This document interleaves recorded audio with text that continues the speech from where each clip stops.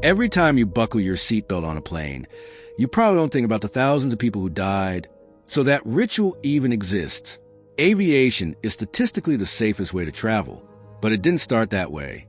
And even today, when things go wrong at 35,000 feet, they go catastrophically wrong. From mid-air collisions to bombs hidden in luggage, today we're breaking down the worst aviation disasters in history. What happened, why it happened, and what it changed forever. Let's get into it. Chapter 1. Tenerife Airport Disaster 1977. The deadliest crash that never left the ground. We're starting with the deadliest aviation accident ever recorded. And here's the thing that makes it so haunting. Not a single person was in the air when it began. March 27, 1977. Tenerife, Canary Islands. Two Boeing 747s are sitting on the same foggy runway. A KLM flight and a Pan Am flight. Both have been diverted there after a bomb threat shut down a nearby airport. The airport was overcrowded, the fog was thick, and the radio communications were a mess. The KLM captain was running behind on his shift hours and was under serious pressure to get airborne, so he started his takeoff roll. Without clearance, the Pan Am plane was still on the runway. They hit at over 150 miles per hour. 583 people died. What makes this even more difficult to sit with is that someone almost stopped it. The KLM flight engineer had a feeling something was wrong. He asked out loud whether the Pan Am plane had cleared the runway. The captain dismissed him. Seconds later, the collision happened. The KLM jet actually became briefly airborne from the impact before slamming back down in a massive fireball. This disaster rewrote how pilots communicate with air traffic control. Phrases like cleared for takeoff became strictly regulated to prevent any ambiguity. And the concept of crew resource management was born directly from this wreckage. It's a training framework that teaches co-pilots they have not just a right, but the responsibility to push back on the captain when something feels wrong.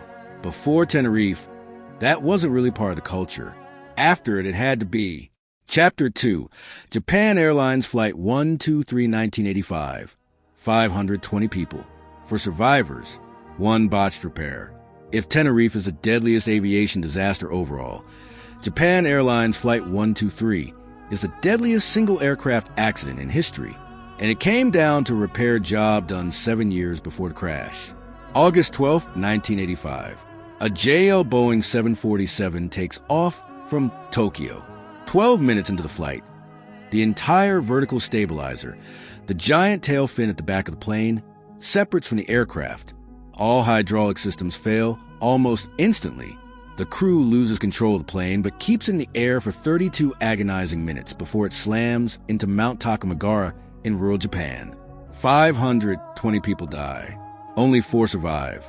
The root cause traces back to 1978, when the same plane suffered a tail strike on landing. Boeing technicians repaired the rear pressure bulkhead, but they did it wrong. They used a single row of rivets where the repair required 2. For 7 years, that bulkhead was slowly cracking under the pressure of every single flight. On August 12th, it finally gave out completely. The blowout took the tail fin with it and severed all 4 hydraulic lines at once. Boeing later accepted responsibility. One of the Boeing engineers involved in the original faulty repair reportedly took his own life years later, unable to live with what had happened. The black boxes recovered from the crash included the voice recorder. The crew spent those final 32 minutes doing everything humanly possible to save the plane. They couldn't, and in the passenger cabin, people knew. Recovery teams found final messages written on boarding passes and napkins. One note read, "I don't know what happened. Please take care of the children." After this crash, aircraft maintenance and repair documentation standards were completely overhauled. Every structural repair now requires multiple independent verifications before the plane returns to service. Chapter 3. Lockerbie bombing Pan Am Flight 103 1988. A suitcase. A timer. 270 people dead. Sometimes aviation disasters aren't accidents at all. December 21st, 1988. Pan Am Flight 103 departs London, Heathrow bound for New York. 31 minutes after takeoff, the plane explodes over the small Scottish town of Lockerbie. All 259 people on board are killed instantly. 11 more die on the ground when burning wreckage destroys homes below. A Libyan intelligence officer had concealed a Semtex bomb inside a Toshiba radio cassette player and hidden it in a suitcase loaded into the cargo hold. What made the investigation especially chilling was how the bomb got there. The suitcase had been routed through 3 connecting flights before it ended up on Pan Am 103, and it was never matched to a passenger who actually boarded the plane. Baggage reconciliation. The process of making sure every piece of checked luggage belongs to someone actually on board was shockingly inconsistent in the 1980s. That one gap in the system is what 270 people paid for. Lockerbie essentially created the modern airport security experience. Mandatory bag to passenger matching, X-ray screening of every checked bag, expanded international intelligence sharing around aviation threats. Everything you go through at the airport today that slows you down and frustrates you traces back in some way to December 21st, 1988. Chapter 4, Germanwings Flight 9525-2015. The CO pilot locked the captain out. On purpose. This next one is different from everything else on this list, because the threat didn't come from outside the plane or from mechanical failure. It came from inside the cockpit. March 24th, 2015. A Germanwings Airbus A320 is flying from Barcelona to Dusseldorf with 150 people on board. Cruising at altitude, the captain steps out to use the bathroom. The co-pilot, Andreas Lubitz, immediately locks the cockpit door and manually sets the plane into a steady controlled descent toward the French Alps. He doesn't respond to air traffic control. He doesn't respond to the captain banging on the door and screaming to be let back in. 8 minutes later, the plane hits the mountain. There are no survivors. Investigators piece together what had been happening in Lubitz's life. He had been treated for severe depression and suicidal ideation going back years. He had hidden all of it from his employer. On the day of the crash, a doctor had declared him medically unfit to fly. Lubitz tore up the note and went to work anyway. In the days before the crash, his internet search history showed he had been researching suicide methods and looking up how cockpit security doors worked. In the aftermath, airlines around the world rushed to reinstate the 2-person cockpit rule, requiring that a flight attendant must enter the cockpit any time when the pilot needs to leave. Germany had actually abandoned that rule years earlier in the name of efficiency. They brought it back within days of the crash. Chapter 5, TWA Flight 800-1996. The explosion that launched 1,000 conspiracy theories. July 17, 1996. TWA Flight 800 takes off from New York's JFK Airport bound for Paris. 12 minutes after takeoff, the plane explodes over the Atlantic Ocean off the coast of Long Island. All 230 people on board are killed. The fireball is witnessed by hundreds of people on the ground and on the water. The FBI immediately launched one of the largest investigations in American history, initially treating it as a potential terrorist attack or missile strike.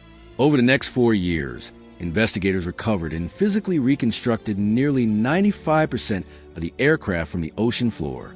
The conclusion they reached had nothing to do with terrorism. A spark had ignited fuel vapor inside the center fuel tank, which had been nearly empty at takeoff. Here's the thing about an empty fuel tank on a hot summer day.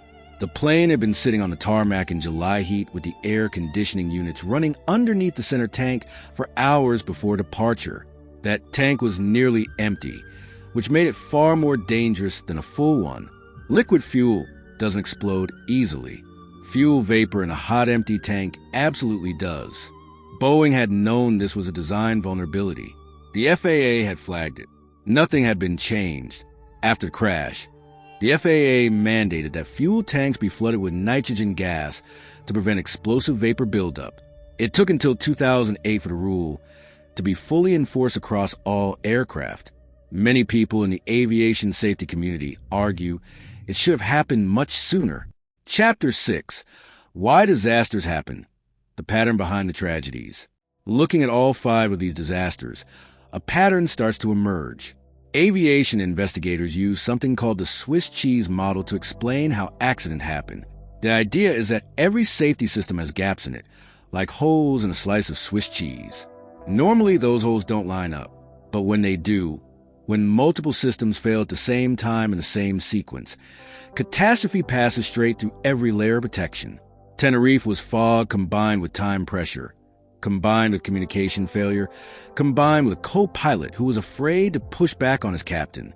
Japan Airlines was a bad repair combined with 7 years of undetected fatigue, combined with an inspection process that missed it every single time.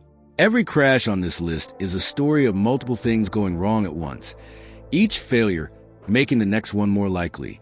The uncomfortable truth at the center of all of this is that flying is as safe as it is today almost entirely because of the people who died in crashes like these. Every regulation you can think of, every safety protocol, every two-person cockpit rule, every baggage matching requirement was written in the aftermath of a specific tragedy. Aviation safety is essentially a record of every lesson learned the hardest possible way. Wrap up. From a foggy runway in Tenerife to a botched repair that took 7 years to kill 520 people, to a co-pilot who locked the door from the inside, the worst aviation disasters in history are not just tragedies. They are blueprints.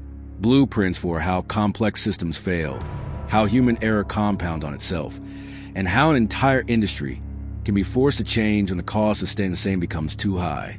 The next time you're frustrated matching your bag at check-in or waiting while a flight attendant steps into the cockpit so the captain can take a bathroom break, remember what those procedures cost to create. Those inconveniences are a monument to the people who died before those rules existed. If this video hit different, drop a like and subscribe. We break down history's darkest and most fascinating stories every week. And I want to hear from you. Which of these disasters shocked you the most? Drop it in the comments. I read every single one.